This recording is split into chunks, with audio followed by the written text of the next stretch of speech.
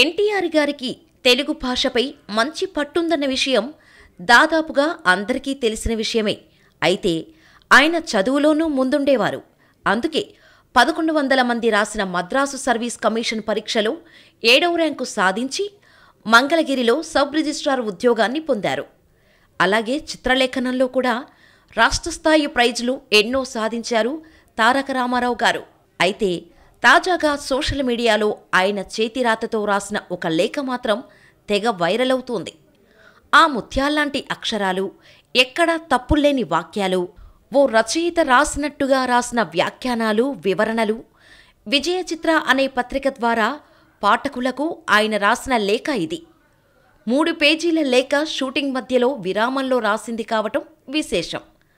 అది కూడా పరిశ్రమలో నిర్మాతలు సినిమా పరిశ్రమ పడుతున్న ఇబ్బందులను గురించి ప్రస్తావిస్తూ రాసిన లేఖ. ఒకసారి చూద్దాం రండి. ఆ లేఖలోని సారాంశం ఈ విధంగా ఉంది. అభిమానులకు, అశేషాంధ్ర పూజ్య ప్రజానికానికి నూతన సంవత్సర శుభాకాంక్షలు. బహుకాలానికి విజయ చిత్ర ద్వారా నా కృతజ్ఞత తెలిపే అవకాశం లభించింది. చాలా సంతోషం. నటునిగా ఈనాడు అహర్నిశలు కృషి చేయగలిగిన, వివిధ పాత్ర నిర్వహణకు సాహసించగలిగిన మీ అందరి ఆదరణ, ప్రోత్సాహము అవే నా విశ్వాసం. నా నట జీవితంలో ఇప్పటికీ సుమారు 160 జన్మల అనుభూతిని నింపుకోగలిగానంటే సామాన్యుడిగా నాకది సాధ్యం కాని పనే కావచ్చు. కానీ మీ అభిమానం పొందగలిగిన అదృష్టవంతునిగా ఇంకా చాలా జన్మలెత్తి మిమ్మల్ని తృప్తిపరచాలనే కాంక్ష ఉంది. ఉల్లాసపరచాలనే ఉద్వేగం ఉంది. ఉత్తేజపరచాలని ఆవేశమూ ఉంది. ఇన్ని విభిన్న పాత్రల రూపకల్పనకు, నా కార్యదీక్షకు అండగా నిలిచి ఏ క్షణానికా క్షణం నన్ను తీర్చిదిద్దుతున్న మీ అభిమానాన్ని ఏ ద్రవ్యంతోనూ విలువ కట్టలేను. హృదయపూర్వకమైన కృతజ్ఞతలు సమర్పించుకోవడం కంటే నా అభిమానులకు నేను ఇయ్యగలిగింది లేదు. నా అనుభవాన్ని బట్టి నటునిగా సాఫల్యత పొందాలంటే వ్యక్తి శక్తి సామర్థ్యాలు మాత్రమే చాలవు. అనుభవం, దక్షత గల నిర్మాత, ఆరితేరి కాకలు తీరిన సాంకేతిక నిపుణులు, ప్రజ్ఞా ప్రాభవాలు గల సహనటీనటులు, బిగువైన కథ, పొంకమైన పాత్ర ఇన్ని లభించినప్పుడు కానీ నటుడు ప్రకాశింపలేడు. ఇవి లోపించిన నాడు ఆ నటుడు మట్టిలో మరుగుపడి తేజవిహీనమైన మాణిక్యంతో సమానుడు. నా ఉద్దీపనకు, చైతన్యానికి, ప్రజాదరణ పొందటానికి కారణభూతులై ఈనాడు నాకీ గౌరవస్థానాన్ని కల్పించిన నా నిర్మాతలకు, పరిశ్రమ యొక్క శ్రామికులకు, తోటి నటీనటులకు నా కృతజ్ఞతాంజలి.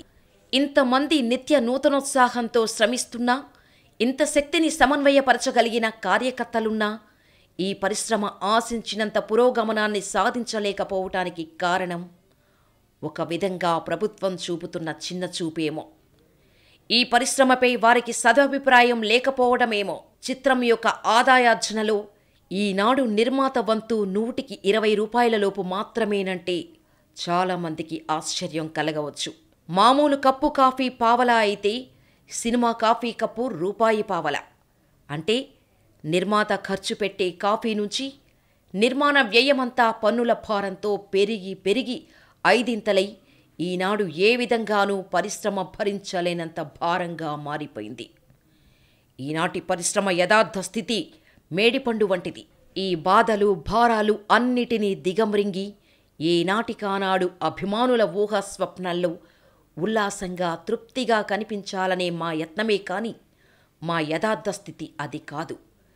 ఏ క్రొత్త సంవత్సరం వచ్చినా, ఏ క్రొత్త విధానం అమల్లోకి వస్తున్నా ఏదో మాకు ఒరుగుతుంది, మా పరిశ్రమ బాధ నివారణవుతోంది అన్న ఆశ కన్నా ఏనాటికానాడు, ఏ ఏటికా ఏడు అమృతపు జల్లుగా, పన్నీటి వెల్లువుగా మా అభిమానులు వర్షిస్తున్న చల్లని ఆశీస్సులే మమ్మల్ని, మా పరిశ్రమను చిరాయువుగా చేస్తున్నవి.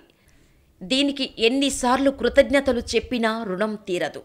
ఎన్ని వాక్యాలు వ్రాసినా తనివి తీరదు. ఎన్ని కావ్యాలు రచించినా తృప్తి కలగదు. మీ విజయ చిత్ర నిర్వాహక వర్గం నాకిచ్చిన ఈ అమూల్య అవకాశాన్ని పురస్కరించుకొని మరొక్కసారి కళాభిమానులకు కృతజ్ఞతాంజలి ఘటిస్తూ నూతన సంవత్సరం ఆశాజనకమై, అభ్యుదయోల్లాసదాయకమై, సర్వశుభ శ్రేయోదాయకం కావాలని ఆకాంక్షిస్తూ సెలవు తీసుకుంటున్నాను. మీ రామారావు.